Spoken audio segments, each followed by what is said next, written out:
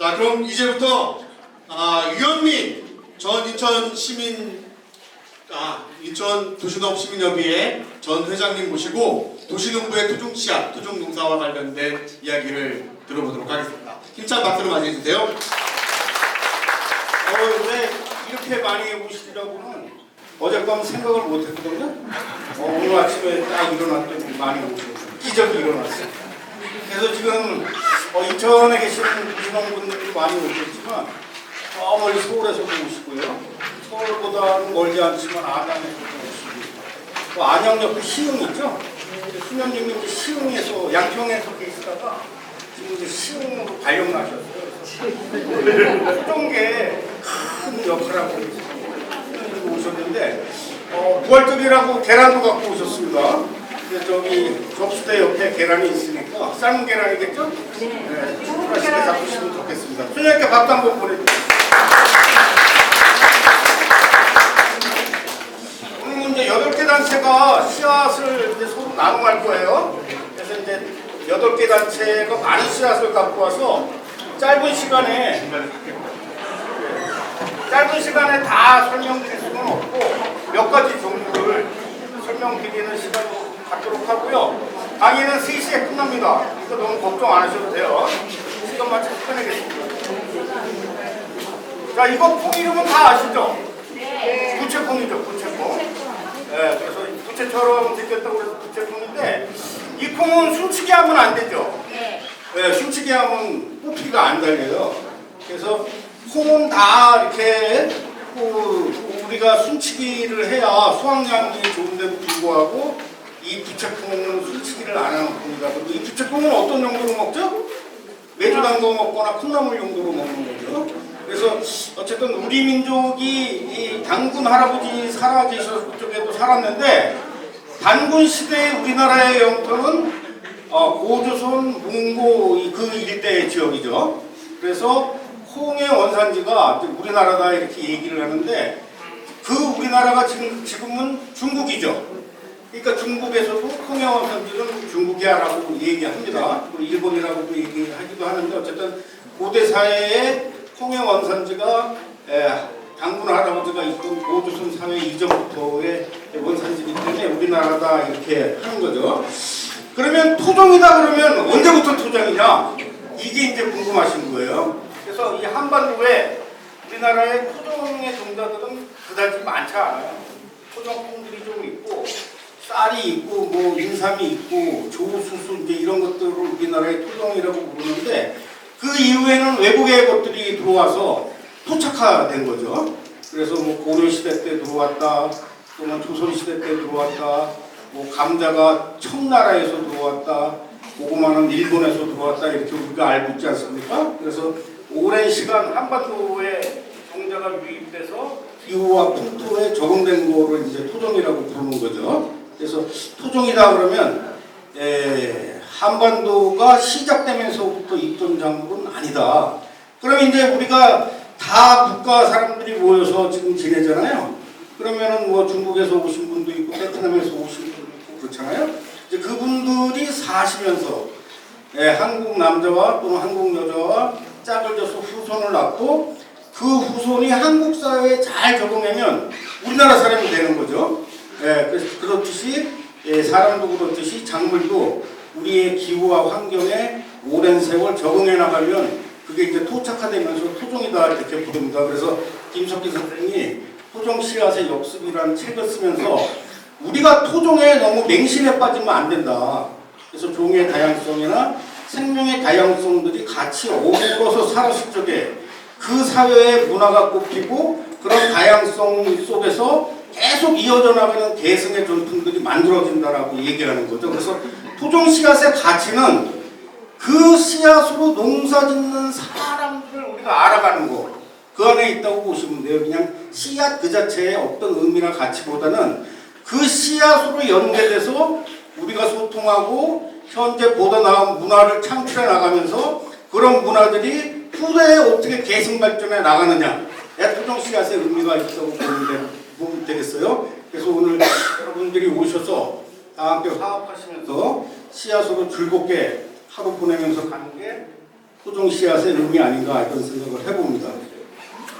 그래서 여기 보면 이제 변현단 선생님이 토종 씨앗 대표를 하고 계시는데 토종 씨앗 토종 농사라는 책을 이렇게 엮어 놓으셨어요. 그래서 우리나라에서 수집된 대표적인 토종 씨앗의 재배 기원 그리고 이제 약성, 양미적 특성, 재배 방법들에 대해서 이렇게 잘 엮어놨습니다. 그래서 관심 있는 분들은 저 책을 한 번씩 보시면 좋을 것 같습니다. 그러면 토종 씨앗이 되는데 필요한 시간은 어느 정도일까요?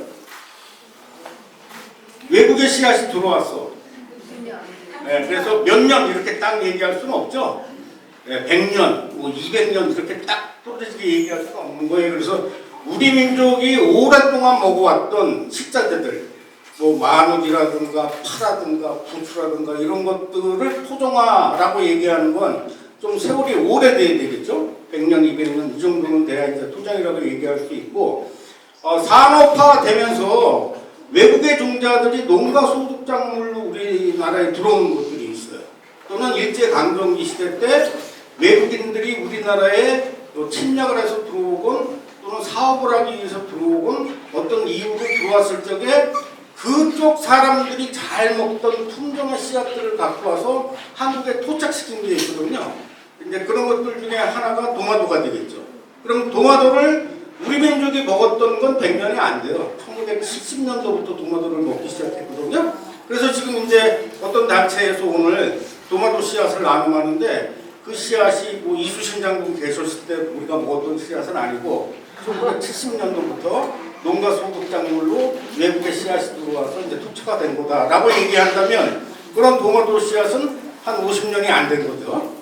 그게 이제 우리의 토종 씨앗이다 이렇게 얘기를 하고요. 그래서 보통 이제 외국의 씨앗이 우리나라에 들어와서 적응하는 데는 30년 이상의 시간이 좀 필요하다 이렇게 얘기를 하고 그리고 강원도 지역에서 토착화된 옥수수가 인천 지역에 와서 환경에 적응하는 데는 한 5년 정도의 시간이 필요하다라고 얘기하는 거죠. 그럼 외국에서 새로운 씨앗을 갖고 왔을 적에 그롤이라는 씨앗을 갖고 왔을 적에 우리 한반도에서 한 50년 정도, 60년 정도는 환경 적응이 돼야 토종이라고 부를 수 있는 거고 또 강원도의 옥수수가 인천에 와서 토종 씨앗이 적응되는 데는 한 3년에서 5년 정도 시간이 지나야 토종이라고 얘기할 수 있다 이렇게 생각하시면 되죠. 그러면 이제 우리가 내가 외국 씨를 갖고 있는데 이게 3년 지나면 토착화가 돼서 토종인 거야 라는 생각을 하시면 안 되는 거죠. 아셨죠? 네. 자, 토종을 부르는 이름들이 통계적으로 이제 몇 종류가 있는데요. 여기 보시면 진안, 그 다음에 화천, 옥지기 이런 지역의 이름이 들어가 있어요. 그래서 진안 도마도는 이제 진안군에서 수집된 도마도이기 때문에 수집된 지역의 이름을 써서 진안 도마도라고 부르고 그 다음에 화천 제래초는 화천에서 수집된 고추 씨앗이기 때문에 화천 제래초다 이렇게 부르고요. 옥지기는 강원도에 있는 마을 이름이에요. 그쪽에서 씨가 수집됐기 때문에 이제 옥지기 가시다 이렇게 부르는 수집된 지역의 이름을 넣는 경우가 있고요. 그 다음에 생전 모습이나 그 당시 사회의 간습 또는 보문서에 기록되어 있는 것들에 의해서 씨앗의 이름이 불리는 게 있죠. 그래서 저쪽에 이제 가지가 있죠. 이게 가지인데 소의 뿔처럼 생겼다. 근데 그게 이제 순창에서 수집됐다 그래서 순창 쇠뿔가지라고 부르고요. 저 쇠뿔가지는 전라도 쪽에서 들어서 길러서 좀 먹었죠. 전라도 쪽에서. 근데 이제 씨앗이 퍼졌기 때문에 전국적으로 이제 또 재배되는 경우가 있습니다. 그 다음에 이제 여기 보시면 참깨인데 그 동네에서 끝대라고 불렀어요. 관습적인 거죠. 그래서 이제 조선의 참깨지만은 끝대라는 지역적인 관습의 이름이 있고 이거는 이제 이게 선비콩이죠. 그래서 서유구 선생의 임원경제지의 유집이라는 이름으로 기록되어 있어요. 선비를 잡는 선비유의 잡을 죽자. 그래서 선비를 붙잡은 콩이다. 그래서 이제 뭐 먹물이 콩에 이렇게 양쪽에 찍혀 있는 모습이 있다라는 게 있고 또 이제 떠드는 소문에는 선비가 과거로 갔는데 이제 항상 중하게 들리잖아요. 해가 떨어지면. 그래서 이제 준우한테 두부 요리를 좀 달라고 해서 먹었는데 저 콩으로 두부를 해줬다. 그래서 그 콩이 너무 맛있어서 과거로 가지 않고 주무와 눈이 마주쳐서 쓰았다. 그래서 성비를 잡는 콩이다 이런 전설도 있습니다. 그래서 우리 토종을 부르는 그런 씨앗 이름들은 이렇게 크게 세 가지로 나눠진다. 그리고 이제 지역마다 예전에는 교통이 발달하지 않았기 때문에 지역 고립성이 있었잖아요. 그래서 같은 콩, 같은 팥, 같은 씨앗이더라도 이런 지역에서는 이렇게 부르고 저런 지역에서는 저렇게 부르고 같은 이름을 달리 부르기도 합니다. 자, 이제 영업시간이 아직 끝났죠. 자, 그래서 이제 씨앗이 개량되죠. 산업화가 진행되면서 씨앗의 품종이 정부에 의해서 또는 종자회사로부터 씨앗 품종이 개량되고 씨앗의 특허권을 갖게 되는 거죠. 신품종 권리를 씨앗의 품종을 개량한 사람이 독점하게 된단 말이죠. 그래서 예전에는 씨를 받으면서 그 씨로 농사를 다음에 계속 받아왔는데 지금은 지적재산권이 생기면서 신품종의 유전적 특성을 연구해서 그런 품종을 개발한 사람한테 독점권이 부여되기 때문에 그 아무나 씨를 받아서 심을 수가 없게 돼 있어요. 그래서 전통 사회에서는 농부가 씨를 갖는 주도적인 권리를 가졌다면 현대 사회에선 씨의 유전자를 개량시켜서 특허를 낸 사람이 씨의 주인이 되는, 즉 농부가 씨앗이 없고 농사를 짓지 않는 종자 회사들이나 연구하는 박사님들 또는 씨앗에 관심이 있는 일부 몇몇 사람들이 씨앗을 독점해 나가고 있잖아요. 근데 토종 씨앗은 독점의 권리가 지금도 없어요. 그래서 우리가 씨앗을 이렇게 부담 없이 나누고 또 받아서 다음에 심으면서 농부들이 농사 짓는데 가장적으로 필수한 씨앗을 독점하는 세력으로부터 우리가 이제 저항해 나가는 시민운동을 한다. 그런 쪽에 이제 의미가 있고요. 또 하나는 여러분들이 잘 아시는 유전자가 조작되거나 변형된 식품으로부터 우리가 그것을 거부하는 운동으로서 토종 씨앗을 이제 지키는 그런 활동을 하는 거죠. 왜냐하면 토종 씨앗은 유전자가 변형되지 않은 거거든요. 그래서 이제 그런 두 가지 차원에서 도시에서 농부들이 토종 운동들을 해나가고 있다라고 보는 거죠. 그래서 토종 씨앗을 지금 촌에 있는 농부들보다 도시에 있는 도시 농부들이 더 많이 갖고 있어요. 그걸로 더 농사를 많이 짓고, 그래서 도시농업이 갖고 있는 그런 이제 장점 중에 하나가 씨앗에서도 우리가 찾아볼 수 있다 이렇게 말씀드릴 수 있습니다.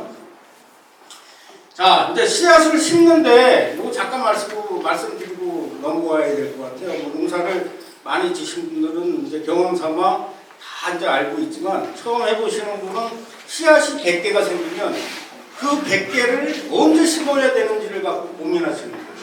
상추씨, 치커리씨, 배추씨, 열무씨를 갖고 있으면 이 씨를 언제 심어야지 갖고 고민하시는데 지금 봄철의 온도는 어떤가요? 선선하죠? 그럼 봄철에 입던 옷을 가을에도 입죠? 그러니까 봄에 뿌리는 씨를 가을에도 뿌린다. 그러니까 그거는 기후가 봄철 기후나 가을철 기후가 완전히 같지는 않지만 비슷하다. 이렇게 보시면 돼요. 그래서 봄에는 주로 잎채소를 뿌리죠.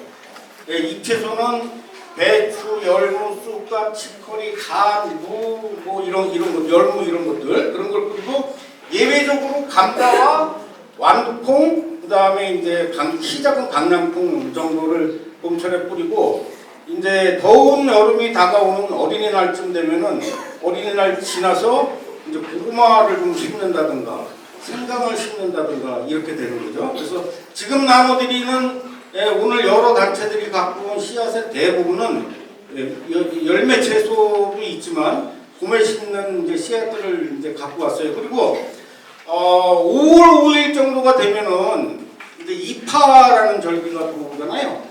5월 6일, 5월 7일, 5월 8일 이 무렵 되면 한올의 여름이 오는 거예요. 한올의 여름. 그러면 한올의 여름이 들어오면 이제 온도가 25도, 막 26도, 30도 이렇게 올라간단 말이죠. 5월 어린이날 지나고 차를 끌고 다니면 에어컨을 틀 수밖에 없어요. 25도 이상 올라간다는 얘기죠.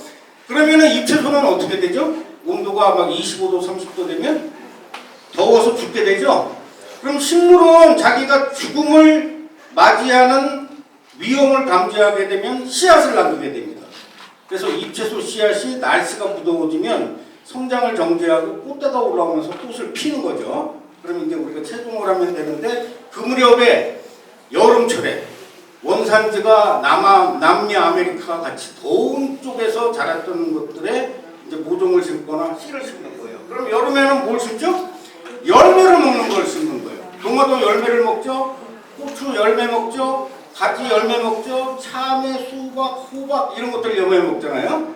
그래서 이제 한올에 여름이 다가오는 어린이날 무렵에는 열매 채소를 심는다.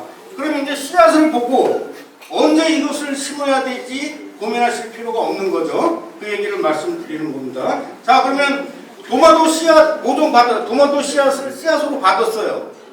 그럼 언제 심죠?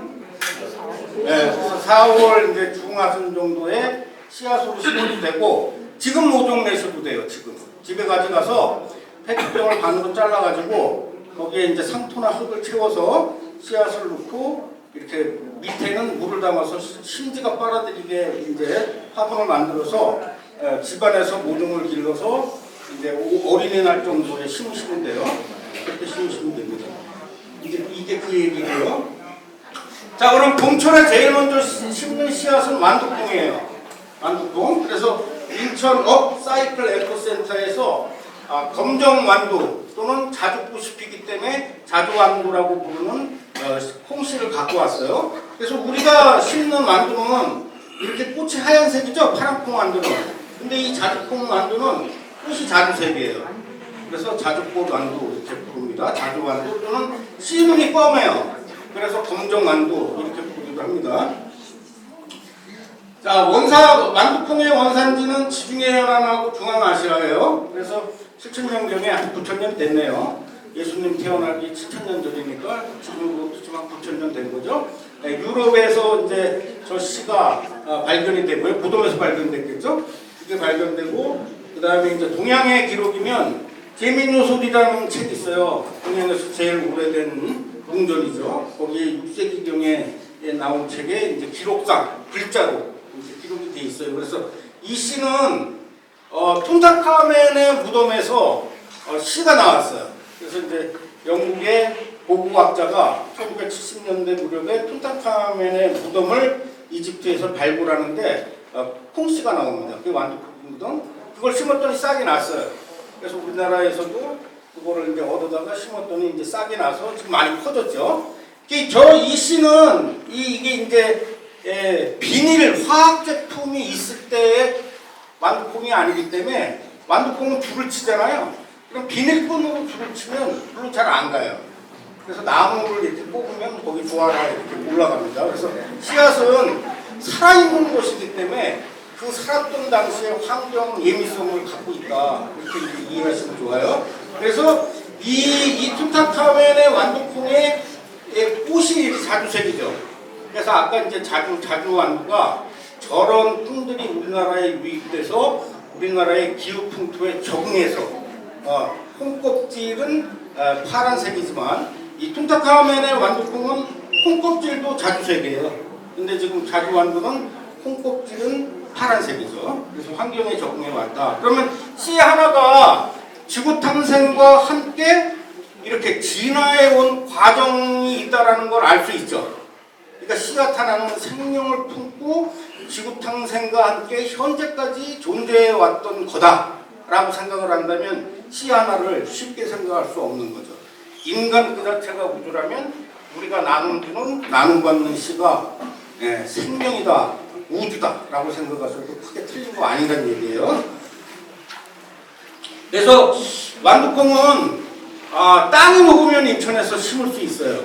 그러니까 2월 하순이나 3월 초순에 완두콩을 심으시면 되고 따뜻한 남쪽에서는 보리를 심으면서 완두콩을 심어요. 그래서 제주도나 저 아랫역에서는 보리콩이라고 불러요. 또는 보리밥콩 이렇게 부릅니다. 인천에서는 겨울에 해봤거든요. 가을에 제가 이제 9월, 10월에 완두콩을 인천에다가 심어봤는데 2월 달에 얼어서 안 되더라고요. 죽더라고요. 그래서 인천에서는 봄 재배만 된다. 그러나 제주도 또는 부산 이런 쪽에는 가을 재배와 봄 재배가 된다. 이렇게 이해하시면 돼요. 자, 이제 평창적상추 씨앗을 갖고 왔어요. 씨앗을 받으시면은 이제 비도 왔잖아요. 그럼 내일 아침에 이렇게 씨를 싹 뿌리시면 발화가 되는데 상추의 씨는 아주 작아요. 그러면 잎채소 씨가 큰 게 별로 없어요. 잎채소 씨는 다 작거든요.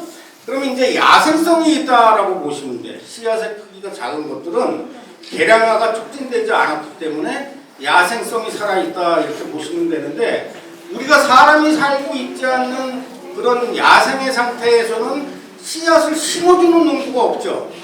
씨앗이 바람이 불거나 그러면 땅바닥에 떨어지잖아요. 그럼 누가 씨앗을 이렇게 심지 않잖아. 땅속에다 심지 않잖아요.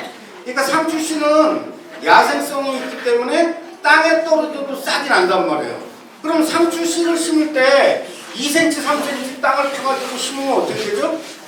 묻어버리는 거죠. 죽이는 거야. 그래서 살짝 심을 때 살짝 심거나 아니면 땅에 뿌리고 이렇게 타독타독거려서 씨와 흙이 밀착되게 한 다음에 물을 한 연3일 계속 뿌리면은 싹이 이제 올라오고요. 적산온도라는 게 있어요. 적산온도. 그래서 밤은 빼고 해가 떠 있을 때 그 시간 동안의 평균 온도가 72도가 되면 상추에 싹이 터요. 그러면 하루의 평균 온도가 20도가 유지될 때에는 3, 4일이면 싹이 나고요. 하루의 날씨가 10도 미만일 때에는 7일에서 10일 정도면 싹이 나죠. 그러면 내가 2월 하순에 상추씨를 뿌렸어. 그럼 며칠 만에 싹이 올라올까요? 한 보름 정도 걸리죠. 근데 지금처럼 20도 이렇게 올라갈 때 싹을 뿌리면 3, 4일이면 싹이 난다는 얘기죠. 그러니까 온도에 대한 개념을 가지고 이렇게 작물에 씨 뿌리는 간격을 잘 가지고 뿌리면 돼요. 그러면 일찍 뿌리면 일찍 먹죠. 늦게 뿌리면 좀 늦게 먹고 이 차이가 있는 거예요. 그래서 고소농부들은 이른 봄에 몸이 근질근질 거리니까 2월 말 3월 초에 완두콩 심으면서 상추씨를 뿌려도 조금씩 가르치면 싹이 난다. 그 말씀 드리는 겁니다. 그리고 이 상추는 아주 천박한 환경에서도 잘 자라요. 그래서 상추 쑥과 느런 씨를 천박한 씨라고 부르거든요. 잘 자란단 말이에요. 그래서 저 상추를 봄밭에 심지 마시고 고랑 가상자리에 뿌리면 쭉 하시는 거예요. 그걸 고래파종한다 얘기하죠. 그러면 이제 상추 한 100포기 정도면은 이웃집 주고 다 먹잖아요. 그러니까 고래 줄뿌림을 쫙 씨앗으로 하게 되면은 솎아 먹는 재미가 있죠. 그러니까 상추가 자라서 위로다가 5cm가 컸어. 그럼 옆으로 5cm를 솎아서 먹으면 되죠. 어리어리한 거는 솎아서 비빔밥 해 먹고 위로 10cm 컸어요. 그럼 옆으로 10cm를 솎으면 돼. 그리고 키가 위로 20cm가 컸어. 그러면 이제 최종적으로 20cm의 상추 한 포기를 길러서 잎을 따먹으면 되는 거죠. 그러니까 2월이나 3월 초에 상추를 심고 토종 상추는 원래 가을에 재배를 했던 건데 봄에 이제 상추씨를 뿌리면 날이 더워지면서 꽃대가 일찍 올라오거든요. 근데 저게 꽃대가 맛있어요. 꽃대가 평창 벽상추는 잎도 맛있지만 꽃대가 더 맛있다. 그러면 이제 여린 꽃대를 잘라서 비빔밥을 해 먹거나 장아찌로 담궈 먹으면 아삭아삭하니 맛있습니다. 네, 그래서 꽃대까지도 잡수시면 돼요. 제가 이제 기른 건데 이렇게 가상자리에 씨를 뿌리면 쫙 해서 먹는 거죠. 시켜 먹는 거죠. 자, 상추는 노란 꽃이 펴요. 그게 미국 상추건, 일본 상추건, 중국 상추건, 한국 상추건 상추는 무조건 다 노란색이에요. 그럼 저렇게 노란 꽃이 피고 나면은 이제 하얀 솜털이 생겨요. 그건 상추씨가 영으로다는 거예요. 영으로다. 그럼 바람이 싹 불면 하얀 털이 바람을 타고 멀리 날아가서 종족을 번식시킨다라는 얘기예요. 근데 저렇게 노란 꽃이 질 때 장마가 진단 말이죠. 장마가 져요. 그래서 상추씨 받기가 쉽지 않은데 토종 상추가 장마 전에 일찍 꽃이 피고 최종할 수 있는 특징이 있어요. 그래서 평창 적상추가 꽃대가 일찍 올라와서 장마 전에 하얀 솜털이 생기니까 최종하기 좋죠. 그럼 봄에 심는 건 언제 또 심는다고요? 가을에 심는다고 그랬죠. 그럼 가을에 상추씨를 언제 뿌리죠? 김장 심을 때쯤 뿌리시면 돼요. 요즘엔 여름이 너무 늦게까지 더워서 전에는 8월 중순쯤에 상추씨를 뿌렸는데 지금 9월 초순경쯤에 상추씨를 뿌리면 꽃대가 그나마 좀 덜 올라오더라고요. 그렇게 해서 1년에 2번 먹고 가을에 씨를 뿌리면 조금 이렇게 집을 덮어두거나 고온을 조금 하게 되면 월동하죠. 그러면 이제 이른 봄에 잎을 따서 또 먹을 수 있고 씨도 일찍 받을 수 있고 그래서 상추를 자급할 수 있는 품종이다. 근데 이제 꽃대가 늦게 올라오는 토종 상추들도 있는데 대부분의 토종 상추는 저렇게 꽃대가 일찍 올라오는 특징을 갖고 있다라는 거예요. 가을에 심어왔기 때문에. 그래서 장마 전에 씨를 받을 수 있는 편리성도 있으니까 꼭 알고 한번 씨를 받아보세요. 자, 상추 씨를 받을 때 이렇게 걸어놓고 말려서 털면 이물질이 많이 나와요. 그래서 이렇게 하얀 솜털이 있는 자체의 밑에를 끊어서 뿌리 부분을 끊어서 통을 놓고 탁탁 털어요. 그럼 씨알이 빠져나와. 네? 그러면 이제 그 씨를 좀 말려서 이제 거기 솜털이 묻어 있거든요. 마르면은 이제 씨앗과 솜털이 분리가 돼. 그럼 이제 약한 선풍기, 강한 건 안 돼요. 이렇게 혼자 손으로 들고 다니는 선풍기 있죠. 작은 거. 그런 거로 살살 이렇게 이물질을 날려버리고 씨앗만 받으시면 됩니다. 자, 파가 있어요. 조선파가 있죠. 그래서 우리 아까 대표님께서 이제 인사했죠. 인천 도시농업 시민협의회 대표 최정임입니다라고 인사드렸잖아요. 그분이 이제 도시농부 꽃마당의 이제 이사장님이신데 강화군에서 조선파를 수집해 왔어요. 그래서 조선파는 전국적으로 길러먹는 파인데 서울, 경기, 인천에서 특히 조선파를 길러먹었어요. 그러면 이제 여러분들이 대부분 인천에서 사신다면 인천의 토종파다라고 생각해도 크게 벗어나지 않습니다. 그래서 이제 조선파를 갖고 왔고요. 조선파는 이제 하얀 꽃이 핀 다음에 검정색 씨가 맺혀요. 그럼 그걸 털어서 씨앗을 받으면 되고 씨앗에 생기는 대궁이 올라왔다고 해가지고 파를 뽑아버리지 마시고 그냥 두면은 꽃이 지면서 옆에서 또 새끼를 쳐요. 그러니까 이제 증식하는 방법이 씨로 증식을 하고 뿌리에서 새끼를 쳐서 증식을 하니까 그걸 아시면 되고요. 그 다음에 씨앗이 생기지 않는 파가 있어요. 그거를 가랑파라고 부릅니다. 가랑파. 가랑파라고 불러요. 가랑파는 이제 종부나 주화로 이제 번식을 하죠. 그래서 해바람 텃밭에서 달래파 종부를 갖고 왔어요. 저 달래파가 가랑파예요. 꽃이 펴도 씨앗이 안 생겨. 그러니까 저거는 쪽파처럼 종부를 통해서 번식을 한다. 그래서 가을에 쟤를 5알이나 3알 정도 심거든요. 그리고 겨울을 나면 봄에 하나의 종부가 10알로 증식해요. 증식력이 아주 좋습니다. 근데 왜 달래파냐 하면 뿌리에서는 달래의 향이 나고 줄기에서는 쪽파의 향이 나요. 새의 향이 나. 그래서 달래파라고 부르는데 종부가 너무 작아서 다듬기가 힘들거든요. 네? 그래서 베버리는 거야. 잎을 베면은 잎을 먹고 뿌리에서 또 새 잎이 올라와요. 그러면 1년에 서너 차례 먹을 수 있고 그래서 아주 이게 상당히 괜찮은 파입니다. 그 다음에 이 잎의 줄기가 식감이 좋아요. 쉽게 짓무르지도 않아. 그래서 요거 썰어서 간장 있죠, 간장. 달래처럼 간장 양념해서 빈대떡 찍어 먹거나 그러면 맛있습니다. 자, 이게 이제 가랑파인데 이거 삼춘파죠. 자색 삼춘파. 저걸 주화라고 부르는 거예요, 주화. 그래서 이렇게 1층이 있고 2층이 있고 3층에서 주화가 자라요. 봄줄기에서 씨가 하나 맺히고 또 2층으로 새끼를 치고 3층으로 새끼를 치거든요. 그래서 이제 쟤를 따다가 말려. 그래서 쟤를 바로 심으면 안 돼. 쟤는 물에 약해요. 파는 어른이 될수록 물을 싫어한다고 그랬죠? 그러니까 장마가 끝나고 나서 저 주화를 심는 거예요. 그러면 노지밭에서 월동을 해. 이겨요, 겨울을 이겨. 그러면 봄에 운파가 나왔을 적에 이제 싹 트는 줄기가 나왔을 적에 그걸 잡수시거나 그러면 되고, 엄마 뿌리는 양파의 4분의 1 정도로 커요. 그럼 엄마 뿌리를 캐서 양파 대용으로 드셔도 괜찮은 팝니다. 그러면 이제 삼층파도 두 종류가 있어. 자색 색깔이 있고 파란 색깔이 있는데 자색 삼층파의 뿌리가 양파처럼 생겼다 이렇게 이해하시면 돼요.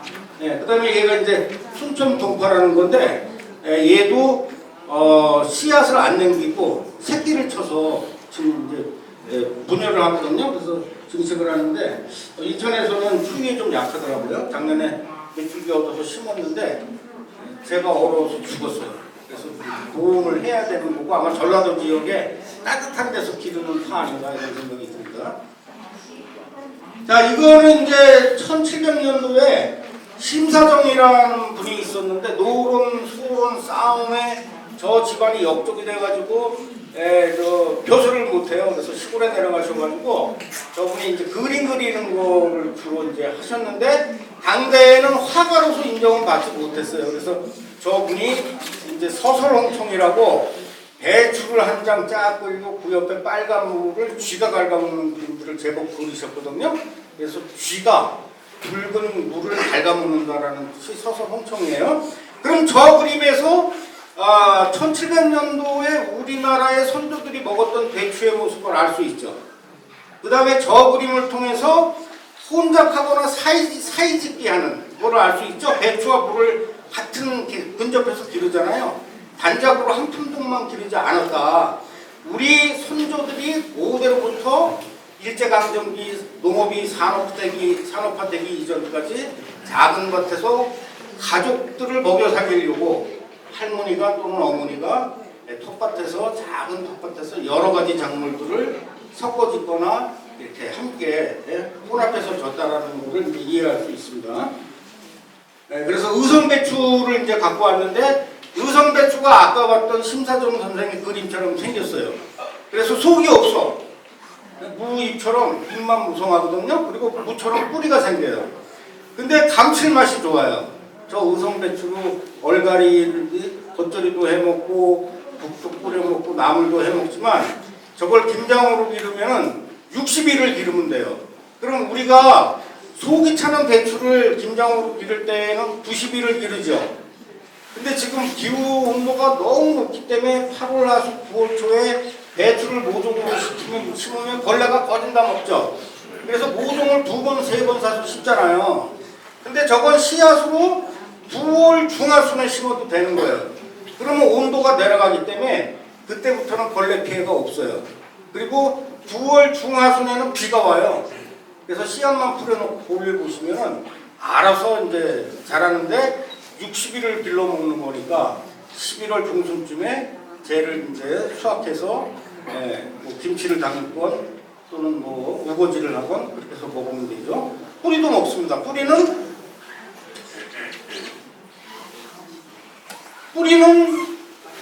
된장국으로 끓여 먹는 게 제일 좋았어요. 옛날에는 쟤를 살짝 삶아서 콩가루에다 찍어 먹었더니 먹을 거 없을 때, 근데 지금 먹을 게 넘치니까 제 뿌리는 된장국으로 끓여 먹으면 배추 향을 500% 이상 느낄 수 있어요. 아, 저게 진짜 배추 향이구나 라는 거 500% 정도 느낄 수 있습니다. 이게 부엌배추예요.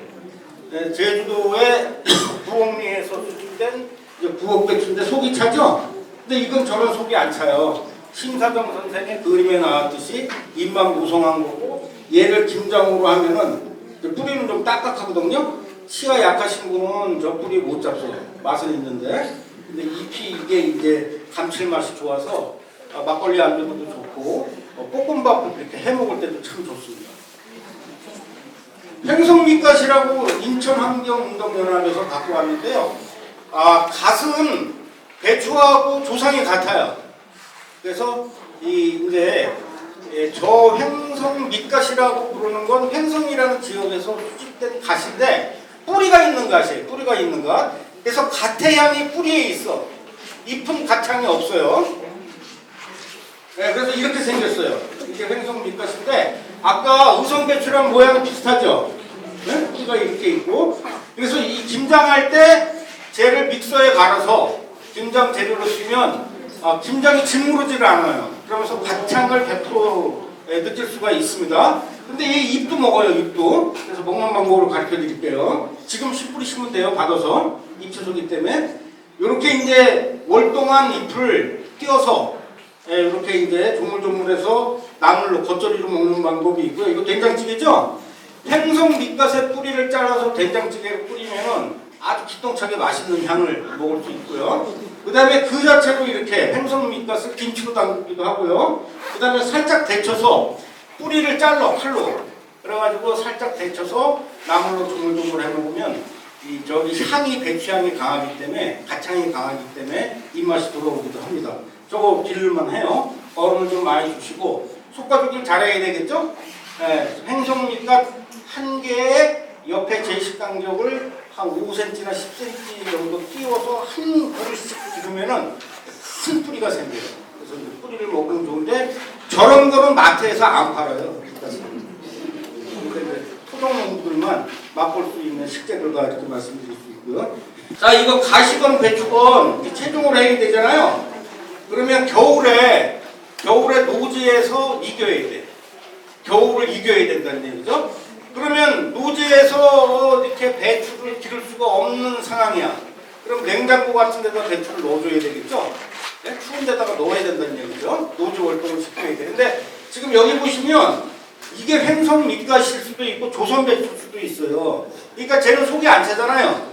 속이 안 차는 것들은 노지에서 월동을 하는데 인천에서 속이 차는 배추는 다 얼어서 죽어요. 인천에서는. 그래서 우음에다 밭에 땅을 팔고 땅을 파서 묻거나 또는 이제 이렇게 스티로폼 박스에 넣어서 마르지 않게 얼지 않게 잘 선선한 곳에서 보존해서 봄에 이제 장다리를 박으면 이렇게 노란 배추꽃이 핍니다. 노란 꽃이 피는 건 다 배추가라고 그랬죠. 가세꽃은 노랄까요? 안 노랄까요? 노랗죠. 배추가니까. 근데 둘이 교잡이 되죠. 배추하고 갓하고 교잡되면 배추가 갓이 돼버려. 그걸 아셔야 돼. 그래서 나는 맛 좋은 배추를 먹을 거야 그러면 갓하고 같이 심으시면 안 돼. 나는 모든 갓을 다 먹어.